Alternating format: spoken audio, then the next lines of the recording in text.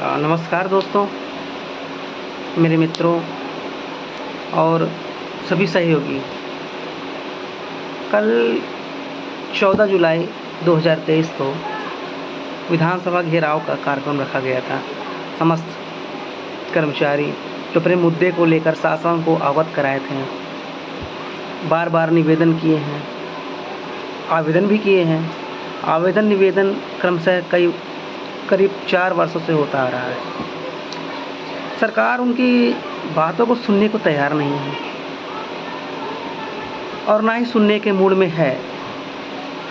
इसलिए कल 14 जुलाई को विधानसभा घेराव का कार्यक्रम समस्त कर्मचारी संगठनों के द्वारा रखा गया।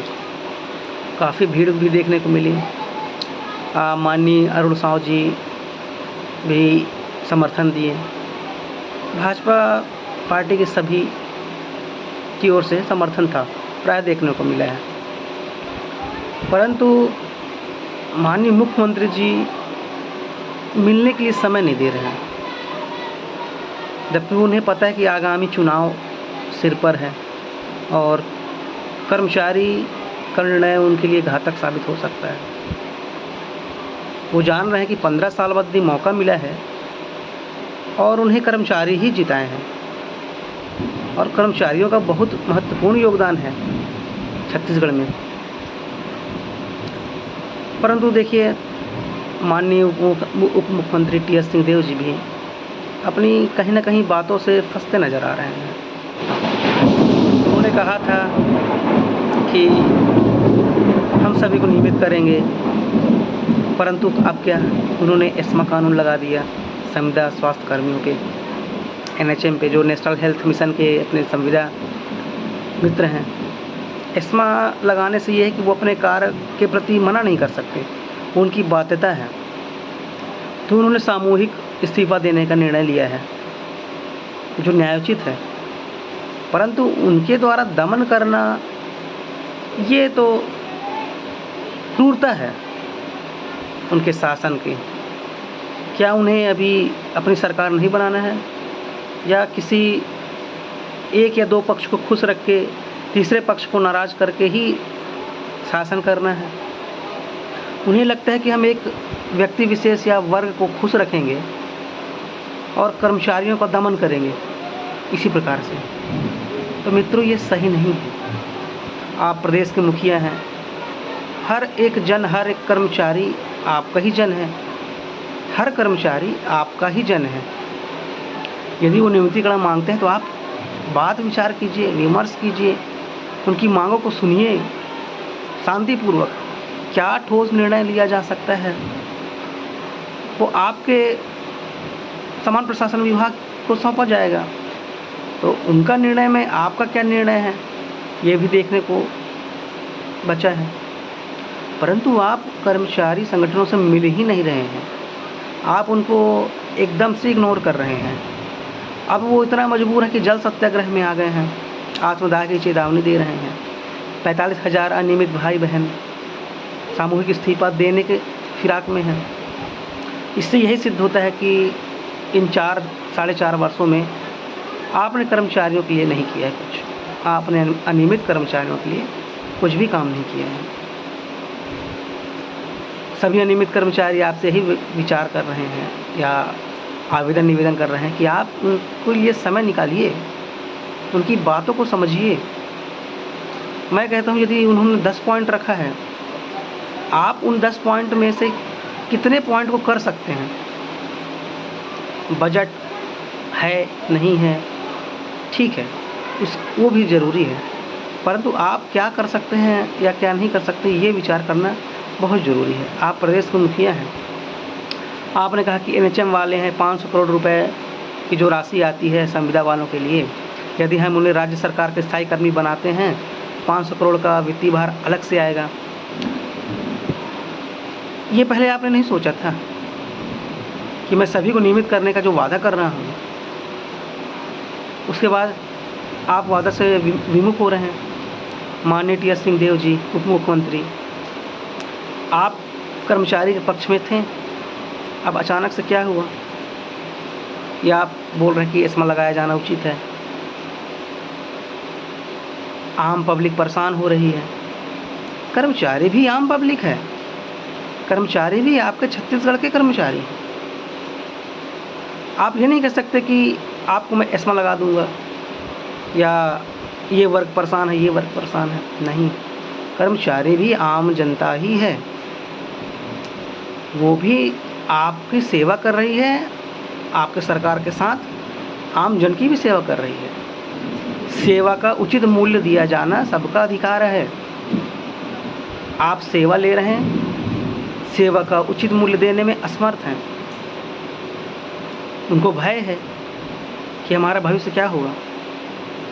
सेवक का सेवकाई प्राप्त करना ही उनका मूल अधिकार होता है। आप सेवा के बदले उन्हें सेवकाई दे रहे हैं, उन्हें वेतन दे रहे हैं, लेकिन क्या आजीवन वेतन देंगे? आप 62 वर्ष की आयु तक देंगे? नहीं देंगे। वही 62 वर्ष की आयु तक आप उनको सुरक्षित करिए, संरक्षित करिए। कई संगठनों को यही मांग है कि हमें 62 वर्ष आयु तक की जॉब सिक्योरिटी प्रदान कीजिए। माननीय महोदय जी, विचार विमर्श कीजिए। कर्मचारियों से नाराज़गी आपकी और उनकी नाराज़गी आपसे, कहीं अगले चुनाव में नतीजा कुछ दूसरा ना हो जाए। 15 साल बाद यदि आप आए हैं तो ऐसा काम मत कीजिए कि आपको 30 साल तक आने का मौका ही ना मिले। कर्मचारी हैं आपके, हर एक जो आप राज्य शासन की ओर से फैसला लेते हैं उनमें पूर्णतः सहयोगी हैं। वो आपके द्वारा निकाले गए हर एक स्कीम को फॉलो करते हैं। राज्य सरकार काम नहीं करती, राज्य सरकार के कर्मचारी काम करते हैं, अधिकारी काम करते हैं। आपके बताए हुए बनाए हुए दिशा निर्देश से वो उस चीज़ को पूर्ण करते हैं, नाम आपका होता है। उसके पीछे मेहनत कर्मचारियों का है, अनियमित कर्मचारियों का है, रेगुलर कर्मचारियों का है। अनियमित कर्मचारियों का भी उतना ही हाथ है जितना रेगुलर कर्मचारियों का है। वो दिन रात एक करके आपके द्वारा निकाले गए स्कीमों को पूर्ण करते हैं, लक्ष्य प्रदान करते हैं। तब आपके सरकार का नाम होता है कि आपकी सरकार ने ये स्कीम निकाली तो हिट है, आपकी सरकार ने ये स्कीम निकाली तो हिट है। क्या उसमें आपका योगदान है? नहीं है, कर्मचारियों का योगदान है।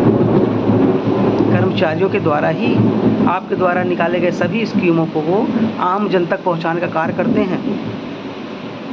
तो जो आपकी निकाली हुई स्कीम को सीधे आम जन तक ले जा रहे हैं, उनको फ़ायदा पहुंचा रहे हैं, उसके बीच के जो मीडिएटर है कर्मचारी संगठन, कर्मचारी, तो आप कर्मचारी वर्ग को कैसे इग्नोर कर सकते हैं? वो भी आम जन है, आपकी प्रजा है, उनकी मांगों को सुनिए, समझिए। आज वो इतना विवश है कि विधानसभा कार्यालय घेराव करने को भी निकले हैं। उनकी भी कुछ मजबूरियां हैं, आप उनकी मजबूरियों पर ना समझते हुए बड़ी दृढ़ता से दमनपूर्वक कार्यवाही करने जा रहे हैं।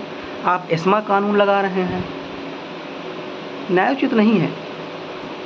मेरा निवेदन है कि कर्मचारियों की बात को समझिए, उनके मांगों का परीक्षण कीजिए, तत्काल कुछ अच्छा निर्णय लीजिए। बजट है नहीं है, उनसे साफ बात कीजिए कि हम क्या हो सकता है, हम इतने बजट में कुछ कर सकते हैं आपके लिए, या इतने बजट में कुछ हो सकता है। डायरेक्ट मना करना ये उचित नहीं है।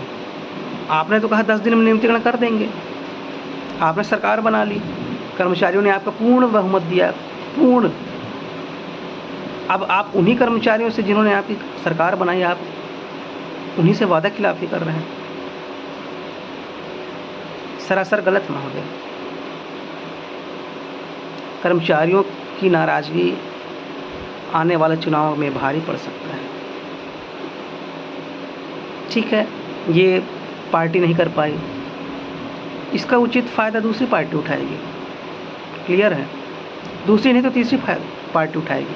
परंतु ये आप मान लीजिए कि आपको 25 से 30 वर्ष तक शायद ही आ पाए हम, क्योंकि वादा खिलाफ़ी करना और गंगा जल का अपमान करना ये हिंदू धर्म के प्रति भी सही नहीं है। और आम जन के मन में तो यही है कि ऐसी पार्टी का क्या जो गंगा जल लेके कसम खाई और पूर्ण नहीं कर पाई।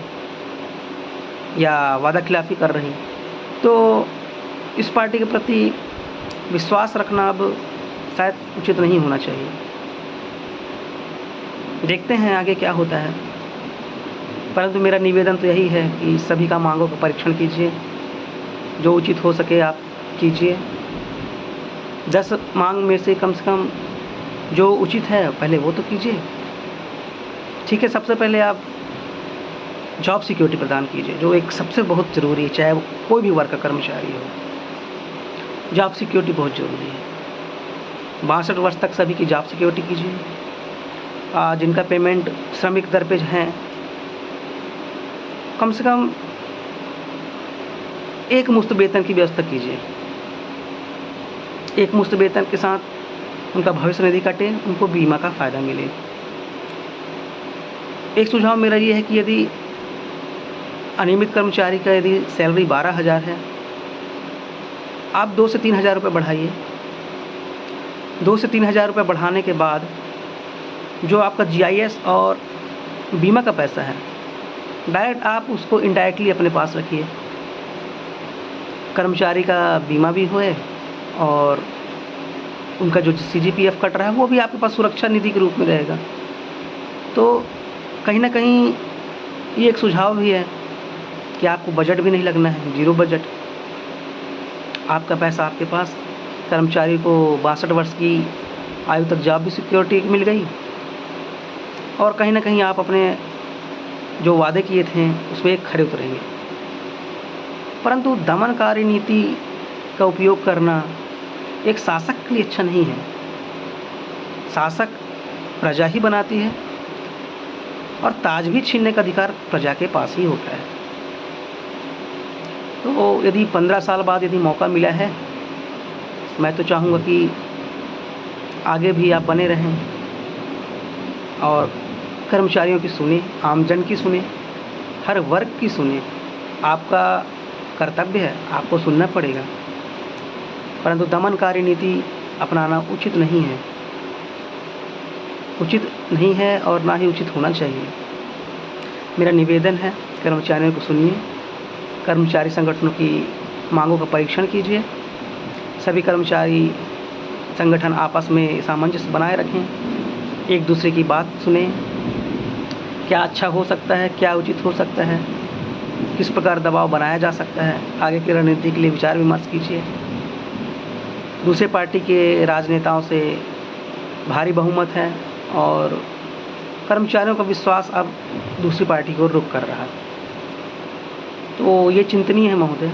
माननीय मुख्यमंत्री जी से मेरा विनम्र अनुरोध है कि आप इस पे विचार विमर्श कीजिए, मांगों का परीक्षण कीजिए। 4.5 साल हो गए, आप सुनने को तैयार नहीं हैं और बोल रहे हैं कि इस विभाग की जानकारी नहीं आई है। कलेक्टर महोदय जी यदि जानकारी लेते हैं तो सभी विभाग 1 घंटे से 2 घंटे के अंदर जानकारी दे देते हैं। तो हर कलेक्टर को निर्देशित कर दीजिए कि आपके ज़िले में कितने कर्मचारी हैं, तत्काल मुझे किस वर्ग के हैं, तत्काल मुझे जानकारी प्रेषित करें। तो आपको 24 घंटे के अंदर सभी की जानकारी मिल जाएगी।